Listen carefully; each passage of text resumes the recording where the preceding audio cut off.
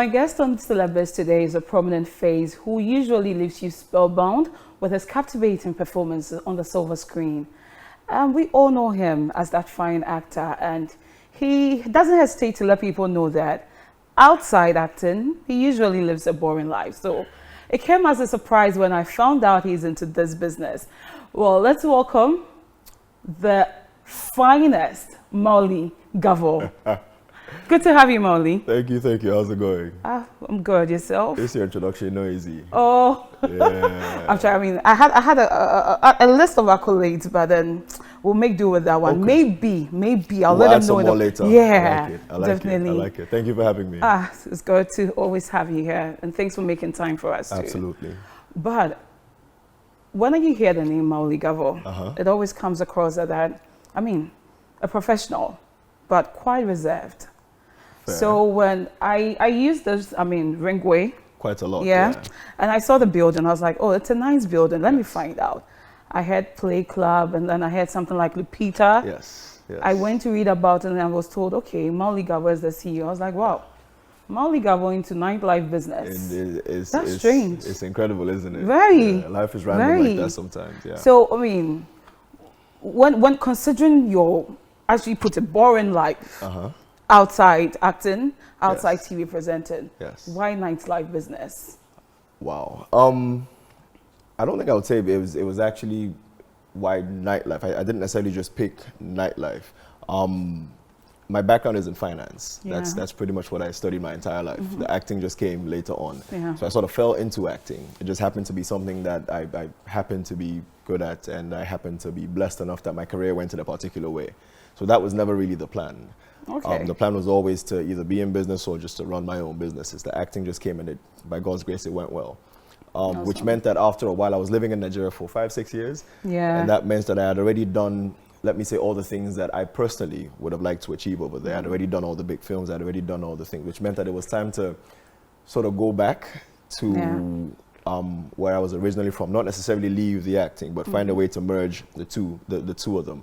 I'd always been running my own businesses, but the acting, I won't lie, for 5 years, it was, because it took off, and it was big, and I was running around doing all sorts of things. So it felt like a good time to come home and sort of set up some roots. Yeah. So that was what informed the whole decision. After 5 years in Nigeria, I came and I partnered with some incredible people, and we decided to just put up, I guess, this magnificent this whole thing. Yes, but it wasn't like I just woke up myself and I'm like, this is what I'm going to do. I personally don't believe you can do anything by yourself. Collaboration. So, yes, absolutely. And that's the one thing I learned working in Nigeria, because Play in itself is an already existing brand. It exists in Nigeria already. So my partner Charles Opaleke already had the network going in Nigeria. We just collaborated on the Ghana element, which meant that this is the one that I own, not the other ones per se. Okay. But like I said, it's not just me. It's me and a couple of amazing people, and we've been able to. We tried our best. We wanted to do something big, something grand, something different, and see how we can go into it. You say why nightlife? Yeah. And I always tell people that the only reason was you have to study every market that you're going to get into. Definitely. And decide what's best for you. In Ghana, we don't have that many options. In Nigeria, we have cinemas, we have museums, we have parks, we have beach fronts, we have all sorts of things that we're still trying to get to in Ghana. The two biggest things in Ghana are either drinking or eating, either restaurants or some sort of nightlife behavior. So we did both. We set up a restaurant, which is Lupita, and then we set up Play Ghana, which is a nightclub, just as a way to fit into what the market already has for us. Yeah. But that being said, we're not stopping here. We're still going to bring other things that the market doesn't have. But before you enter a market, at least do what the market already allows, and then you can grow from there. So definitely, long and short, that's how I ended up here. So how will you describe business so far? Like I said, by God's grace, it's been incredible. We've been open for about 6 months, 7 months, and we've been able to do more than what people would have done in 2-3 years. So for us, we feel very blessed for the way that we were able to start out. I personally believe that if something is meant to happen for you, they're waiting for you, you never go for lose. Loss, yeah. You understand? Yeah. So if it just happens to be the way that God wanted it to be, that's how it's going to go. There's nobody who can stop that. Okay. And that's what happened with my acting career. I went to Nigeria for 2 weeks and I ended up staying for 5 years. Wow. I thought I was going for 2 weeks and I ended up staying for 5 years. So we built this, and we didn't know how it was going to go. God was super gracious with us, and we had an incredible launch. In December, you can see all the videos and everything. It was fantastic, and since then we've been moving forward steadily. So we're happy that it's taking off. We've only been open for a few months, so at the end of the day, wherever we are, we're grateful for it. Awesome. So what actually goes on here at the Play Club? Is it just come party, or there are other activities that, you know, spice up the place? Yes, yes. So when it comes to Play, the brand in itself, which like I said is beyond just the club in Ghana. The brand in itself embodies it's supposed to be aspirational. Okay. It's supposed to be a place where no matter what you have, whether you have money, you don't have money, whether you're rich, whether you're already successful, as long as you have it inside you that you want to do something with your life, this is a place where people are supposed to gather and sort of share those ideas, network, see how we can do business together and everything. So the network in itself just tries to bring together like-minded people who are African, who are trying to do amazing things, and then figure out how we can all get together. We just use fun and the nightlife and the entertainment part as an avenue for all of those things to happen. So it is a club, yes, and we do have fun over here, but the primary point is to just bring like-minded people and do things in a completely different way, which is why our events are things that have never been done before in Ghana. We have our casino night, we have our fight night, which again, never been done before. The boxing bouts and all that. Exactly, never been done before in Ghana. So we're more focused on providing experiences that haven't been seen before, as opposed to just coming to party and do nightlife, which is of course part of the equation. That's nice. I mean, talking about the boxing bouts, I think I find that interesting. If I'm not mistaken, that's actually a first in Ghana. Yes, it is. Yes. Yeah, and it's inside the club, not like outside. No. We set it up inside. So it's a unique experience. Yeah. So for people to have a different kind of nightlife experience separate from what they're used to. So we set up the entire boxing ring. We have professional boxers, we have professional referees, coaches, everything. It's a completely top-notch event, if I do say so myself. I hope I witness that one day. No, you're definitely invited for the next one. Thank you. We would love to have you and your team. Definitely. Please come through, and then we'll give you a session and you can see it for yourselves. I'll be here. So I think let's just touch a bit on the boxing industry in this country. How has that inured to the benefit of the boxing industry? Do you avail some of these talents to other investors and the likes? What has the networking been like so far? I'm actually super glad that you asked that question, because for the most part, the entire point, like I said, it's more than the nightclub business. It's more than a club. It's supposed to be something that has actual impact on the society. So after we finish jamming, what happens after that? After the bottle popping and after the drinking, what happens after that? And Fight Night is one of the ways that we show that we are more than just a jamming center. The whole point is actually to find ways for these, they're not kids per se, but the youth, who, let's be real, they're not so privileged. So we find ways that they're able to connect with an audience that they normally would not have connected with. So it's a very high-profile event. It's a very, we try to put together as many like-minded, successful people who can come and see these talents and also figure out how they can also be of support to these talents. So when we're done with them, we try to give them, I wouldn't say prizes, but ways that they can help themselves. Health memberships, healthcare, insurance. We try to offer them some financial support and whatnot. But the whole point is that these young people who usually would not have had this kind of audience, we give them a platform where they can showcase themselves to the world in a different way, and hopefully rise up and become better. Like I said, these aren't things that we started in Ghana. We've already been doing. So in Nigeria, for instance, Fight Night has produced world champions. Fight Night has produced people who started from fighting in the club, but they were able to showcase their talents to a different audience, and that also elevated them, and now they went on to do different things, and now they're actually fighting professionally on the world stage. So the whole point is to move beyond the nightlife establishment and to see how we can also impact people through our jamming and through our fun and through our networking. So that is pretty much the point of Fight Night. We are hoping to be a positive force in the Ghanaian boxing space, because we have all this talent and not enough people are pushing to put this talent where they're supposed to be. People are trying. We're not the first people to come and try to help Ghanaian boxing. There's people doing some incredible things out there. We just wanted to be a part of the effort, see whatever small way that we can to also help push these boxers and elevate their platform. And so far, it's been pretty great. We gather all these corporate bodies over here to come and see these people, and they always find ways to support these kids. Awesome. Give them free vacation stays for their families in different resorts, things that normally they might not have had access to, but based on these kinds of things, they find ways to elevate themselves, and hey, maybe in a few years, they'll be rich enough that maybe that's some great they will stuff. also give me money. Yeah, that's some great stuff. Let's talk about starting Play Club Ghana. Okay. Setting up a business in Ghana. How was the experience? Was it a frustrating one? Are you sure you want to talk about? I really do, because I mean we've had countless stories from diasporans and even natives who talk about the frustration they have to go through in order to set up. How was the experience like for you? Setting up a business in Ghana. Yeah. I'm gonna need like 3 hours to talk about. It's very strange. I won't lie. Ghana isn't very. We don't provide the kind of fertile ground that you would need to sort of come in and flourish as a business, especially as young business owners who are just trying to make it. It's not like I have unlimited money or anything. So I won't lie, Ghana is not that hospitable in that way. However, if you can find a way to persevere through those obstacles, then the business opportunities are immense and they're great. So I'm not going to lie and say, oh, it's easy, you can just breeze in and do whatever you want. But if you can just persevere, the results are amazing. I'll give you a practical example. When we started building this place, I started when dollar was 1:6. And we spent a few months building this space. I started when dollar was 1:6. When I finished building, dollar was 1:14.6.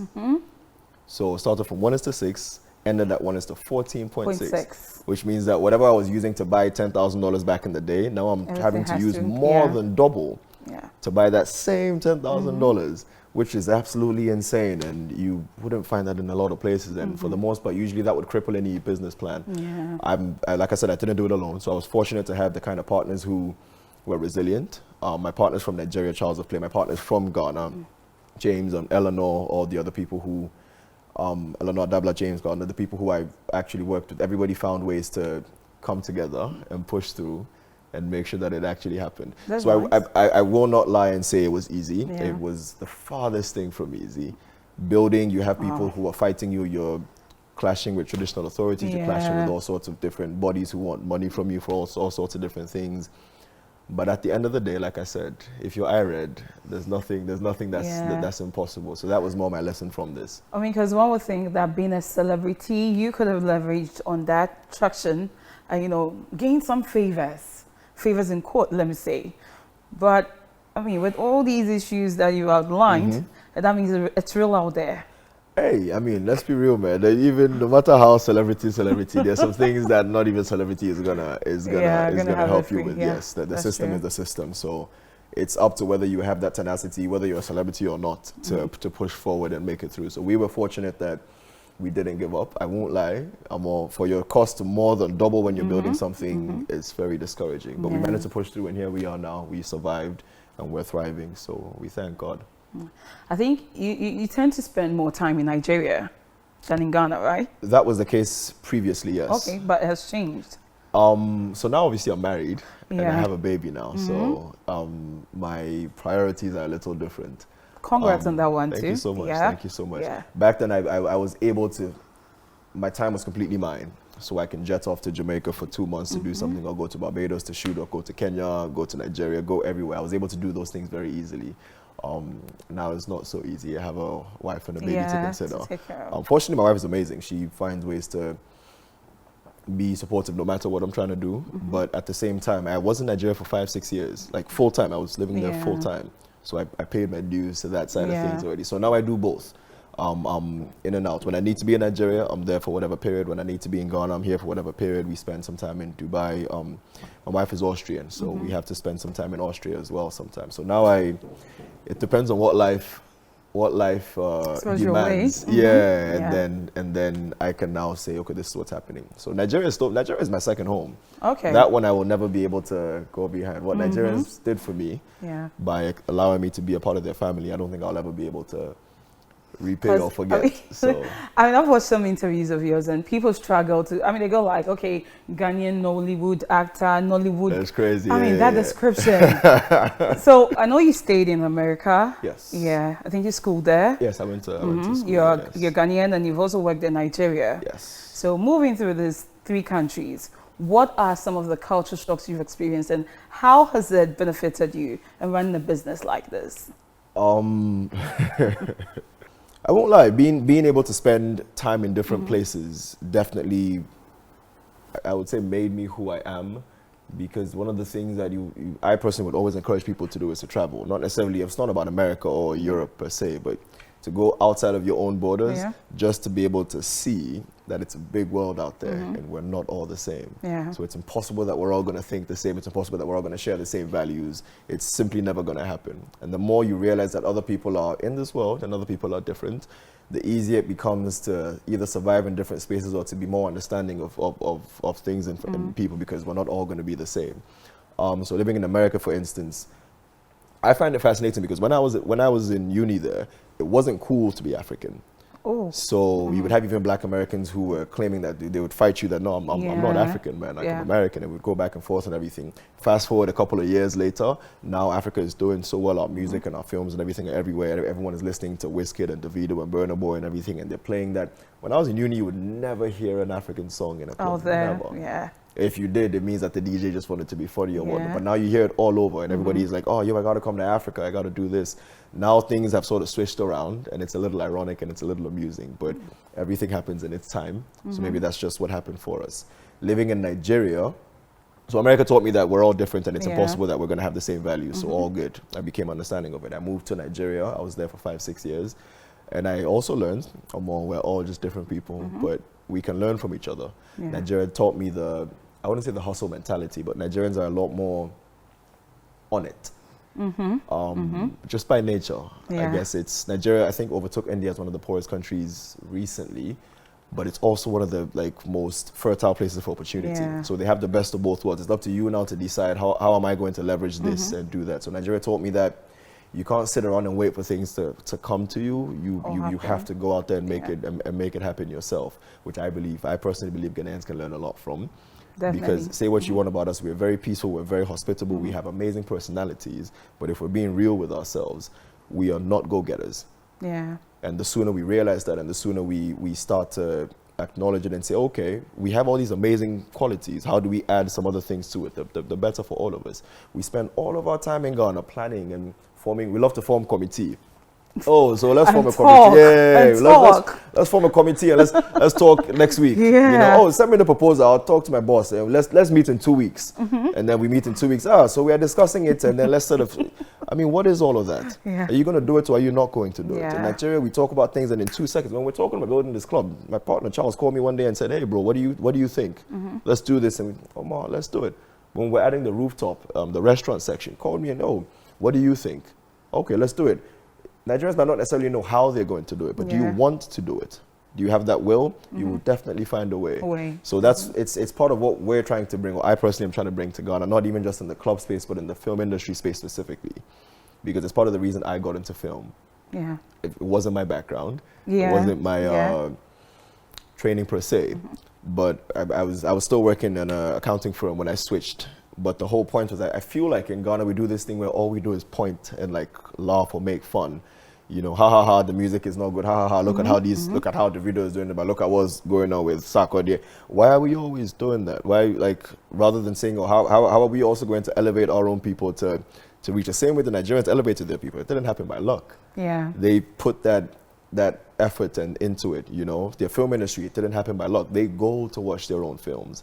So for me, getting into the film industry, it's more, we all grew up saying, look at how bad the film is. I can see the boom, I can see the mic. Oh, they made this mistake, they made that mistake. Fantastic, problem no day. They've made mistakes, it's all good. That's what they had available to them at that point. How about we as Ghanaians going to decide, how about we also going to improve our own films? Because who's going to do it for us? Exactly. Or are we going to do the films and expect that other people should like the films? If Ghanaians aren't the ones liking it, who in the world are we expecting to like our things for us? So rather than continue to just point and laugh, I figured let's all decide how are we going to make it better. So I also joined the acting industry. If anything, let them also laugh at me. That's okay. I will also be part of the people who are trying to raise. And as you can see, over the last couple of years, there's people who are doing incredible things with raising the profile, music part, but the acting and everything. So, I won't lie. Like, we can all learn from everybody. Yeah. So that's what I gained from just having lived in different spaces and whatnot. Hey, don't get me wrong, Nigeria has a lot of problems. I know, they have a lot of problems, yeah. but they also have a lot of things that are going well for them. So if I'm sure they're also learning something from us, how to be more circumspect, how to, I guess, be more patient and make some decisions certain ways. They can also learn a lot from us, but we can also learn tons from them. I love the fact that you touched on that comparison bit that goes on lately in our industry, our creative industry. And I appreciate the fact that you're someone who loves to collaborate. Yeah, absolutely. Because, I mean, I think that comparison thing is getting sickening. It is. If you ask me. It is. Because every day, and Nigeria has done this, they came to learn for us, we had the owners. What about Ghana? Yeah, you know. So for you as a Ghanaian, I know Nigeria has some local content policies that are really strong and going hard for them. Yes. They really love to promote their own. Yeah, it's not by luck. How did you get to, you know, fuse in as a Ghanaian? How were you accepted? Oh, as for that one, like I said, waiting for you never go if you lose. If it's your time, it's your time. There's absolutely nobody who can ever stop that. And that's just the way it is. So with my case, it just so happened that that's what God decided. That's how your story should pan out. It's not like me, myself, I'm able to say, oh, I'm so amazing and I did this all by myself. That's not the case. You never faced any criticism in any way, like, oh, he's a Ghanaian, why are we giving him so many opportunities? No. But you see, that's the beautiful thing about Nigeria that we can all learn from, man. If they decide that they're going to accept you and blow you, they will blow you. It doesn't matter where you're from. They will love you and they will do whatever you want. But the thing is, they have to decide. So you can't be arrogant about it. I was fortunate because the people who took me in I went to Nigeria to work for Mnet. Okay. I was hosting. I was an Mnet employee for a little bit, and I was also shooting a TV series with them. That was Hush. We shot for almost 1 year straight, and that's where I met RMD. He played my father in Hush, and we spent every day together for about 1 year, about 297 days in like shooting straight back to back to back to back. So that obviously built a relationship, and having somebody like that as your person, he sort of took me under his wing and made sure that no matter what, I would always be okay. The people who brought me, the Mnet guys, took me under their wing. I had people like Moabudu, who took me under their wing. Roger's a female. It's crazy. That's why I keep saying it's not like I did it by myself. It's not like I sat there and I'm like, oh my God, I'm so amazing. I just happened to be fortunate enough to have people around me who were willing to take me in and to allow me to flourish. And if the Nigerians allow you to do that, you will be absolutely fine. Unfortunately, if they also decide that you go blow, if they decide that they're going to tear you down, you can do. There's also another matter altogether. Absolutely. So I consider myself blessed. That's just how my career went. I got there and things happened to go well. The first show I did, Hush, ended up blowing up. I ended up doing some of the big films, the Chief Daddies and the rest. And then Netflix came to town, and then that also blew things up. So now Nigerian films are on Netflix, and I believe Chief Daddy was the second film that was big on Netflix, because Lionheart was the first one, and then Chief Daddy, and then we started to go from there. Sugar Rush, all of these other things. If it's your time, it's your time. You just have to be grateful for it and decide, okay, how am I going to use what God has given me now, and then sort of take it on from there. So I'm not going to claim responsibility for that. I had a lot of people who were instrumental. I had a lot of people who helped me out, and God fortunately was on my side. So. Awesome. Many people shy away from describing our movie industry here in Ghana as dead. They say we are struggling. I mean, there's more room for improvement. You're struggling. I mean, people are talking about distribution and all that, the Netflix deals and all that, but we see Nigerians, the likes of Ruth, Chini Love, leveraging on YouTube. Yes, absolutely. Yeah. I mean, they're putting their movies out there on YouTube, and they are gaining that traction. Yes. So for that movie maker in Ghana or filmmaker in Ghana who is eyeing that Netflix deal that hasn't happened yet, what can be done to, let me say, pump some more energy into our movie industry or revitalize our movie industry here? I guess that goes back to the point I was making about Ghanaians needing to acknowledge the fact that we need to be more assertive in the things that we want.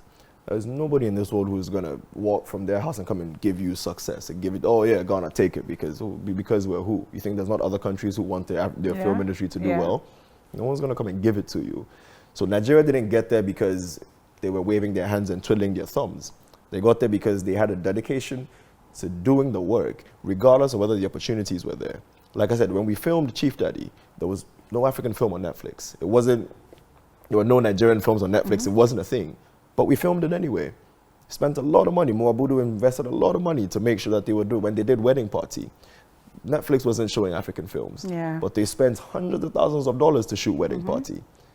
They came together, different units, to say, we're all going to come together and do this thing. And then that's how Wedding Parties and the rest of those things came about, which meant that when the opportunities opened, you say the luck is just when opportunity meets preparation.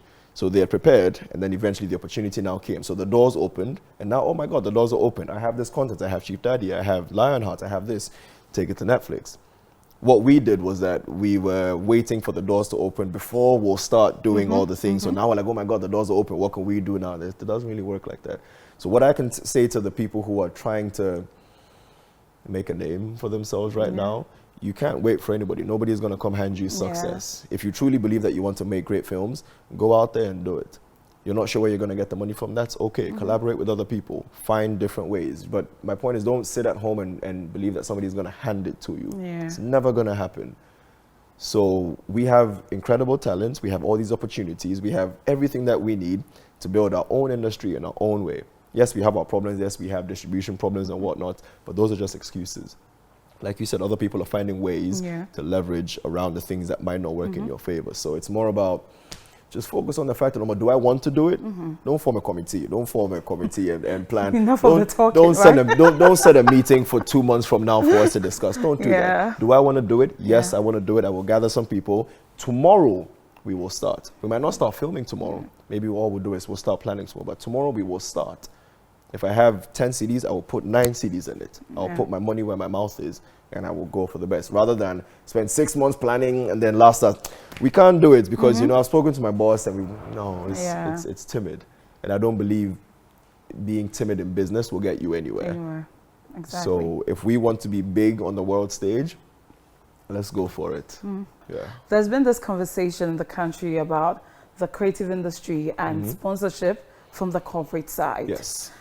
As you said, we shouldn't be timid. We have to make a move. People have made that move, but the sponsorship is still not coming. Yes. Corporate Ghana is interested in sponsoring creative staff in this country. What do you think about that? What's the problem? Yeah, but when I say we're not serious, who do you think I'm talking about? It is corporate Ghana. No. Let's be real with ourselves and let's call each other out. And maybe I'm going to get into trouble for this, but let's call each other out on the things that we're doing and let's be real with ourselves. Nigerians aren't idiots for doing the things that they did to get them where they are. So when they're successful, don't sit around and say, oh my God, why didn't this happen? No. GT Bank, it's a whole bank, it's a finance industry. They saw the potential in entertainment. They formed an entertainment wing in Dani TV, produced their own content, produced their own things, pushed it out. I did Rumor Has It with them and I saw the structure and everything. I thought, this is fantastic. This is a bank doing that. Access Bank, so that there is potential in entertainment. We will form Accelerate TV. We will create our own content and we will push it out there. UBA saw that there's entertainment opportunities. We will form Red TV and we will do our own thing and we will go from there. UBA gives so much money to WizKid and whatnot to do all sorts of different things. All the drink companies, all the people who invest and everything. It's not that they're idiots. It's that they see the potential. Is anybody going to sit here and tell me that there's a bigger potential than entertainment right now in the world? How? Between films, music, and arts, what is more captivating? What is a bigger draw for anything? What has a bigger global approach?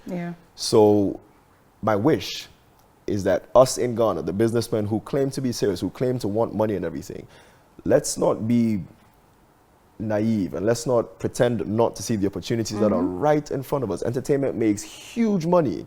So if you think that these big banks, GTA, UBA, Access Bank, all these people, if you think that they're silly and maybe you are the one who know what you're doing, no problem, that's fine. They will continue to thrive and we will continue to be here and we will make excuses.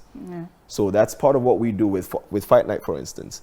We approach corporate bodies and we say, listen, come and see for yourself. Come and see. You come, see for yourself what's going on, and then you decide if it's something that you want to be a part of. And usually when they come and they see, oh, wow, you guys are actually putting in the effort. Wow, I think we actually want to, because they see the potential.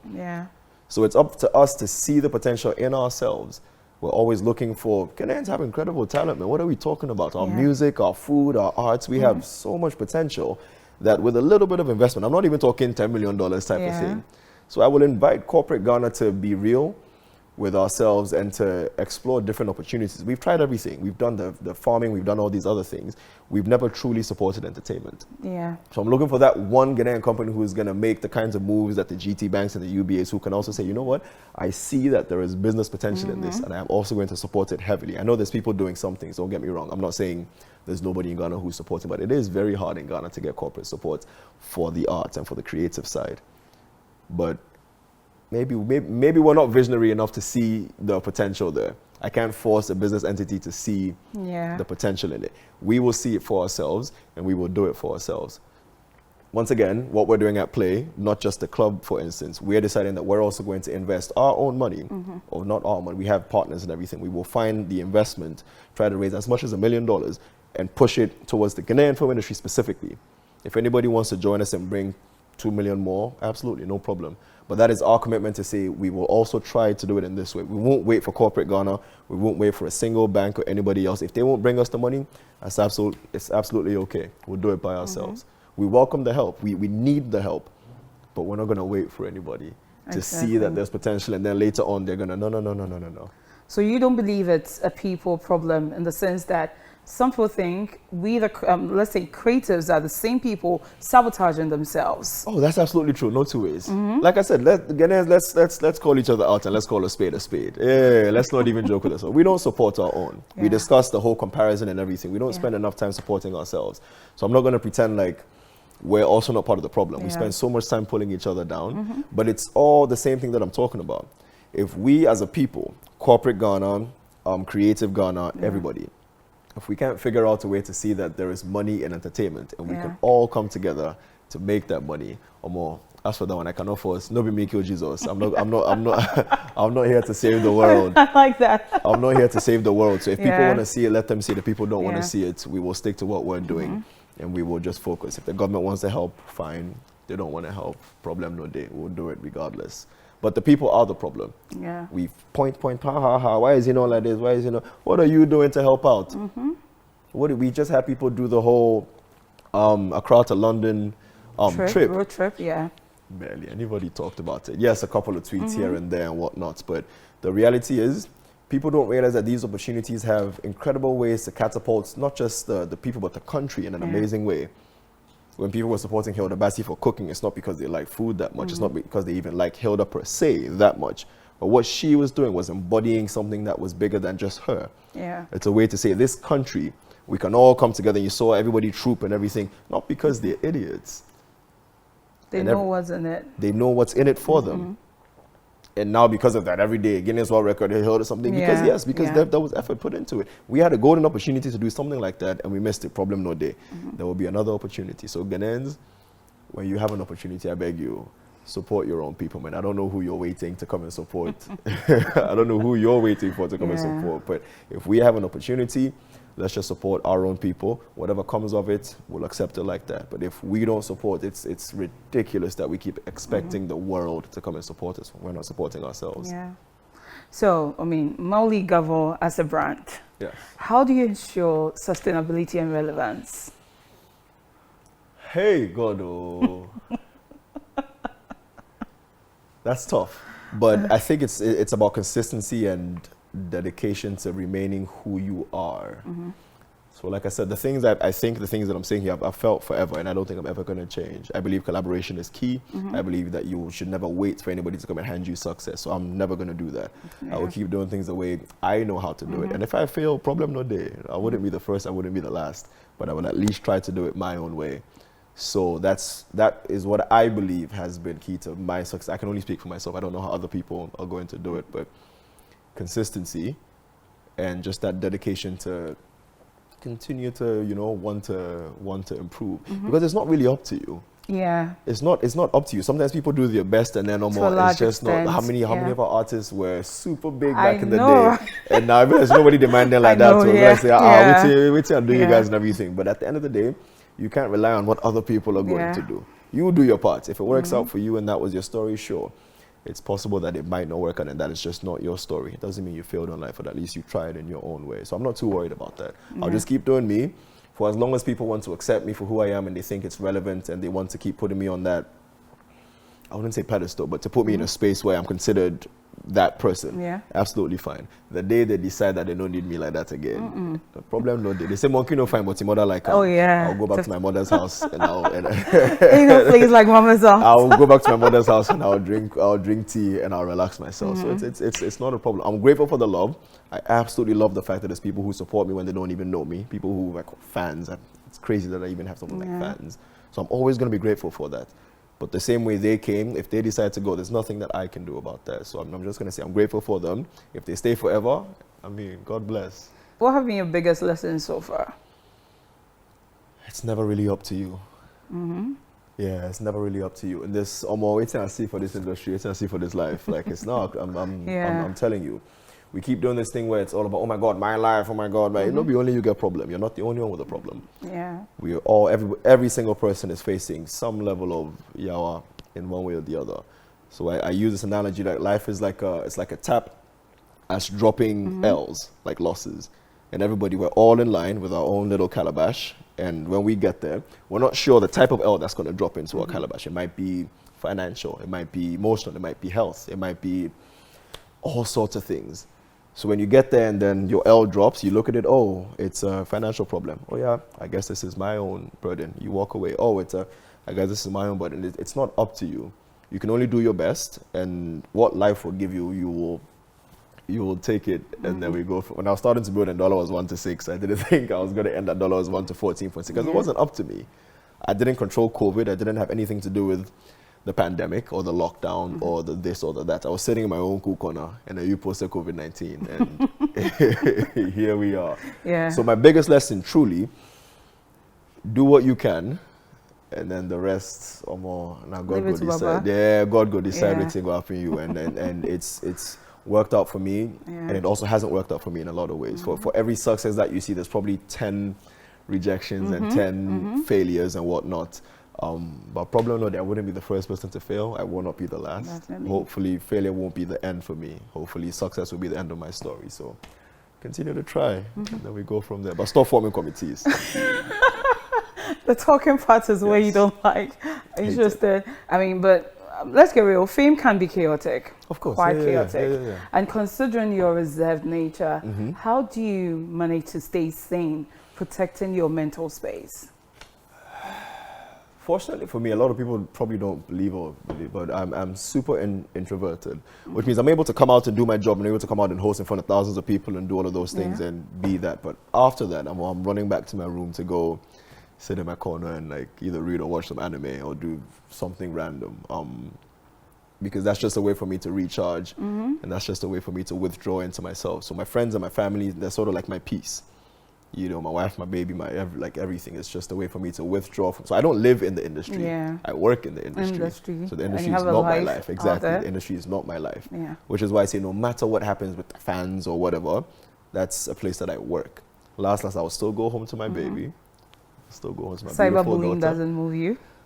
I'm human. So it's not like some things won't affect you. I won't lie. When you see, there's times where I've trended all over Africa and people saying all sorts of different things and everything. I mean, those were, I think your time in Nigeria though. Yeah, some stories that came up. For all sorts of, I'm sitting in my corner somewhere and people told me, bro, you're trending it. So I'm just like, what the hell is happening? But what you learn is that, like I said, it's not up to you. Yeah. Of course, some things go choke you small. But I'm not going to lie and say it doesn't get to me. What I do say is, it's not going to affect my life in one way or the other. How many actors? There's Nicolas Cage. Yeah. I don't really like him that much. Oh, really? Oh, no. Yeah, I don't really like him that much. I can see all sorts of, I think he's this, I think he's that. Nicolas Cage doesn't know me. Yeah, there's that. He doesn't know me from anywhere. No matter what I think of him, he will still always be a multi-award-winning, $1 million making, whatever. My opinions of him have no bearing on his life whatsoever. Yeah. Whether I like him, whether I don't like him, he's already done his things, he's already been successful, so it doesn't matter. Yeah. So I look at it the same way. There's going to be somebody sitting in Kaswa or in Lagos or in this thing who's saying, oh, this guy will type with their data and this guy something. Problem no day. It's all good. As long as you're not paying my bills, as long as you're not affecting my life in any particular way, I think you should be allowed to do that. Yeah. Yes, you might say that, yes, it might hurt me, but it's not really going to affect my life in any way, shape, or form. So I wouldn't say I'm not moved, but I acknowledge that it's irrelevant to my real life. Social media is not real life. So as long as I can go back to my family and hug my daughter and kiss her, problem no day. That's awesome. I mean, you mentioned RMD, Richard Mofe-Damijo, as one of your mentors in the film industry. Yes. But when we come to the business aspect, who do you look up to?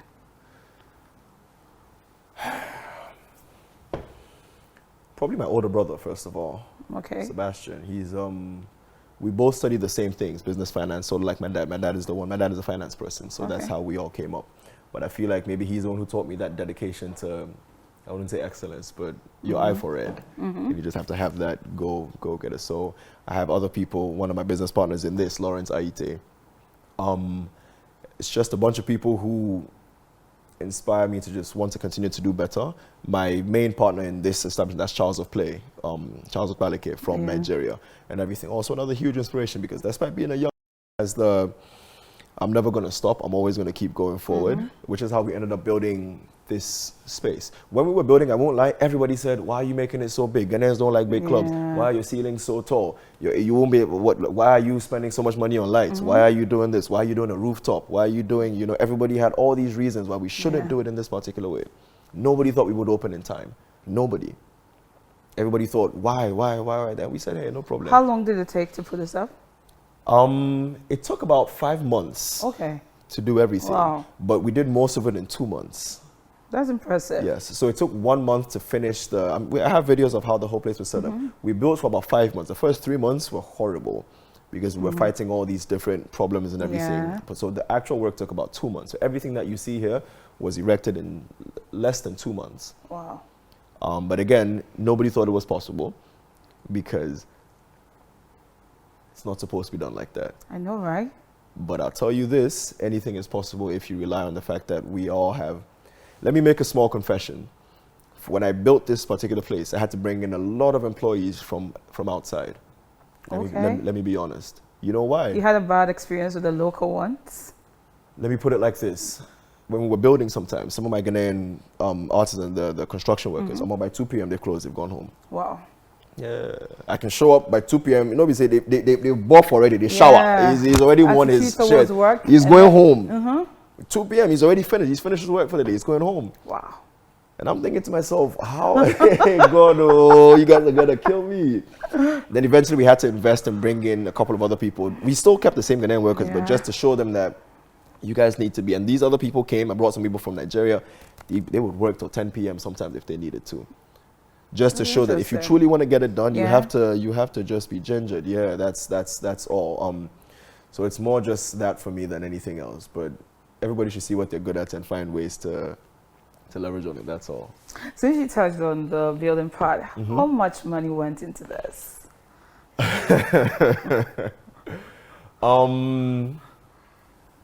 Like the exact number? An approximation, sort of. Let me put it like this. We spent over $500,000. Okay. Mainly because, not because that was the plan per se. Like I said, when we started, the economy was one thing. Yeah. So it probably would have cost me less than half if everything had stayed the same. But to go from dollars to 1 to 6 to dollars to 1 to 14.6, I used to buy cement at 40-something cedis. I think I ended up buying it at 110 cedis. Do you know what it is to buy one bag of cement for 40 cedis one day and 110 cedis the other day? Yeah. It's insane. Yeah. So that obviously ballooned our costs. But that's just putting the whole thing together. You've seen our light system. Yeah. You've seen the amount of metal. Take one thing and go ask the price of that metal in town and then use that and just calculate how much you think. So we tried to put our money where our mouths are. We said we wanted to do something big. It's not about, I won't lie, when we started, we didn't know where the money was going to come from. We just knew that we were going to get it done. So we spent quite a lot, not just on building, but on promotions. You saw in December, we had almost everybody here. We had to do all these activations and have the Dave Chappelles and the Wiz and the Iron Stars and everybody come through and have all these big events and everything. Do you know what it is to open a club and to start throwing huge events from your marketing budget, flying people in and everything. So I can't even talk about the numbers because apart from the building, what we spent on just doing everything properly has been something else. But like I said, we were fortunate. I have incredible partners, and we all found a way to do it together. So unfortunately, I can't give you an actual number. I can't say we spent more than $500,000 in our efforts, and we will continue to spend. And let's see what God will do for us. Awesome. I mean, touching on the part where the attitude of the local artisans put you over the point in time. Yes. Shuffling between, let's say, Nigeria, Ghana, working around, how do you tend to manage this place along with your movie life, or let me say acting life and family? I won't lie, it's taken a toll. So if anybody has noticed, I actually haven't done any proper filming in about over a year. So when I think I watched, was it Single and Not Searching? So Single Not Searching is actually the very last thing that I did before I embarked on this project, which was another incredible project from Michael Jabba and the rest of them. So that was the very last thing I did, and then I started doing this. My plan was to continue to do this and to just be going back and forth. But if you've ever done any business, you know that you can't be somewhere and be building. I learned that the hard way. One has to suffer in the way. You can't be somewhere and be throwing money and think that everything is going to go on. So like I said, the first 3 months we were messing around a little. It was when I came to Ghana, I used to come and sit on site with the workers and pull up a chair and just sit down the whole day. Last time we go there together. If you then we'll see. And then people stopped leaving at 2 p.m. People started doing their work and everything. So it's been impossible to run this properly and still have my normal acting career. Something had to give. But I did spend 5-6 years building an incredible career, and I was able to do so much. So maybe it's time to just spend some time doing some other things, because I still act, I still do the films. I run my own production company. I collaborate and we produce our own films. Oh, that's awesome. Yes, we started about 6 years. I started in Nigeria. My second year in Nigeria, we formed a production company. Again, not alone. I formed it with my brother and a couple of other people. So one step at a time. You can't do everything. I now have a wife and a baby. So that also takes a lot of my time. It's impossible to do everything at the same time. So I'm just taking it one day at a time. Currently, I'm focusing on this business, which has been open for about 6-7 months. We're trying to get it to a space where I don't need to be here all the time, but it's sort of running on autopilot. And by God's grace, we're going to be there very soon. And that's pretty much it. As to how I'm balancing it, Tomo, I don't think I'm doing a very good job yet. It's insane. Most days my wife wants to beat me, but last we go survive. Definitely. How's your net worth looking like?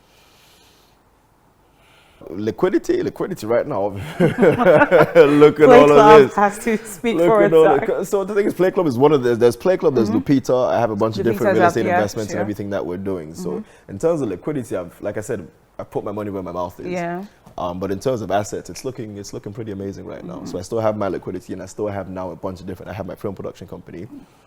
I have this. I have the restaurant upstairs. I have a couple of other businesses that, by God's grace, will all thrive. So I have put. Gonna say, I throw leg.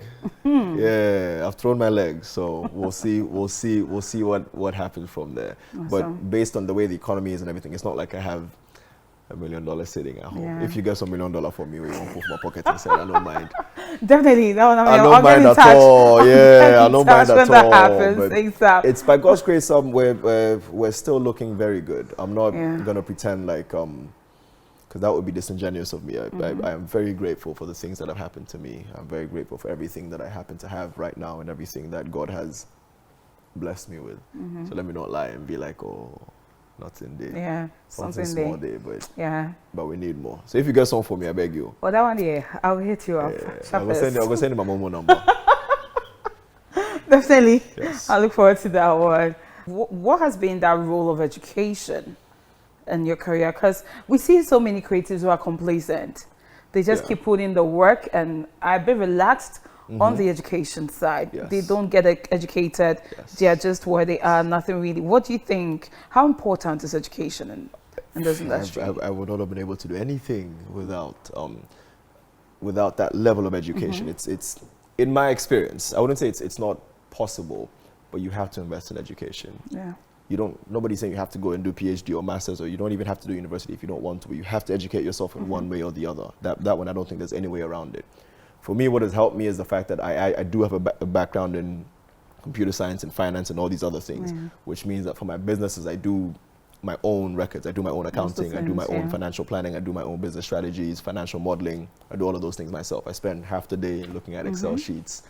I happen to have an incredible network. I told you, my brother, my partner Lawrence, we literally sit down and we do our own, we do our own risk analysis. We do all of these different things by ourselves because we happen to have that knowledge to be able to handle it by ourselves.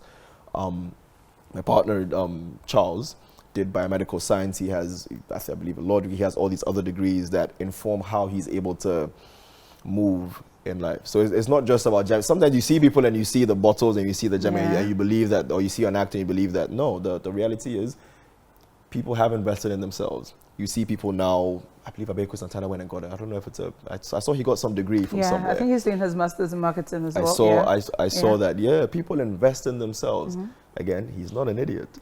He knows the value that he's getting from all these things. He knows that no matter, and he was huge before he went to do all of those things. But he knows, Samini is doing a course, I believe. Yeah, he's graduated recently. He just graduated. Management, He's not a silly person. He knows exactly what he's doing. Samini is one of our biggest, but he still found the time to take a break and to go do this. So I will never encourage people to not invest in education. That is a very silly thing to do.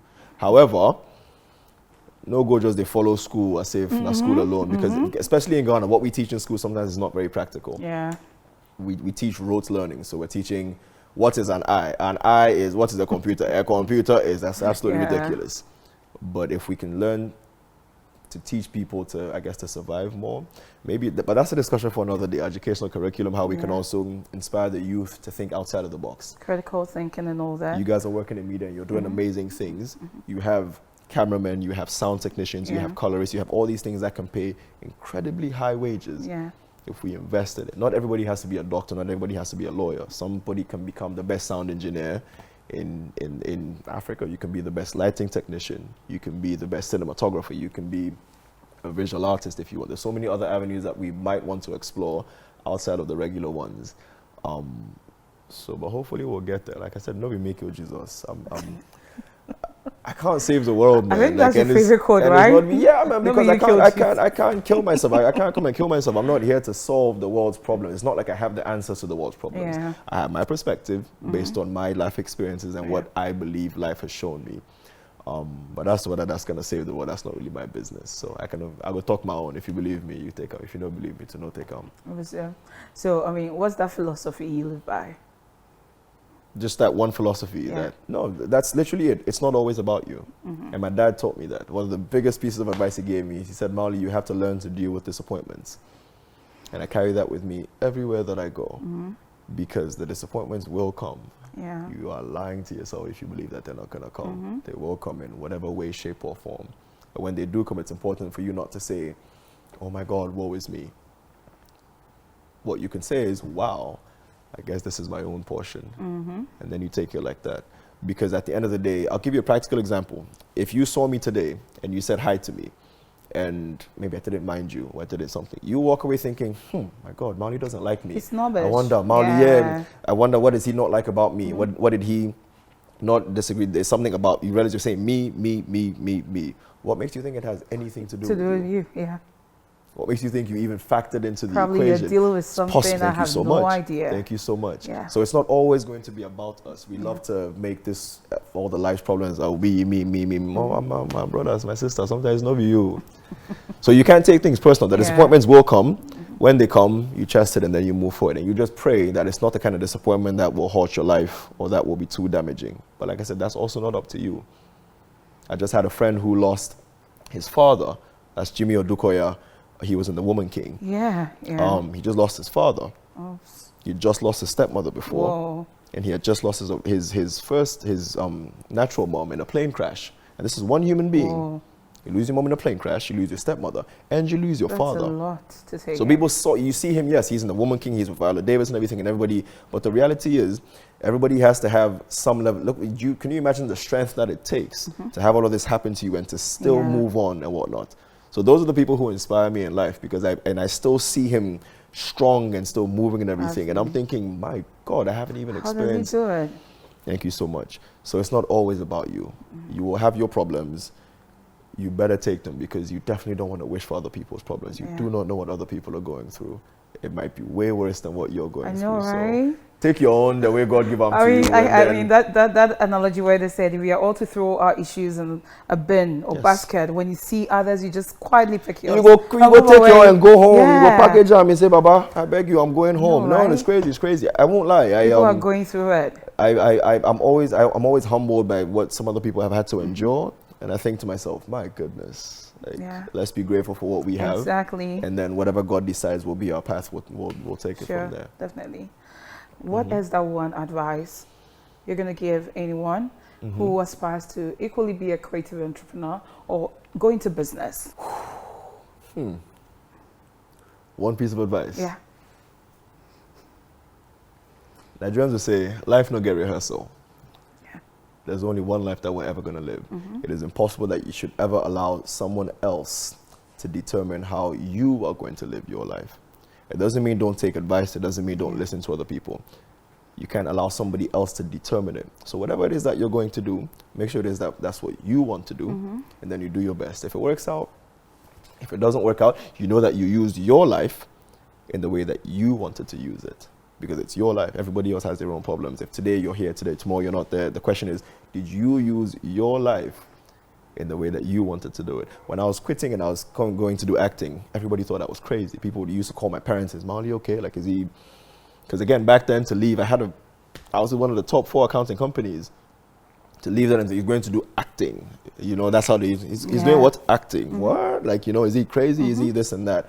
But the reality is, the fulfillment and everything that I was getting from doing my accounting job, sitting in that office doing, I wouldn't say doing nothing, but my spirit didn't connect to that. Now, if people who love it, great for you. Yeah. The people who don't love it, why should I be doing it? Because those are the expectations from other people.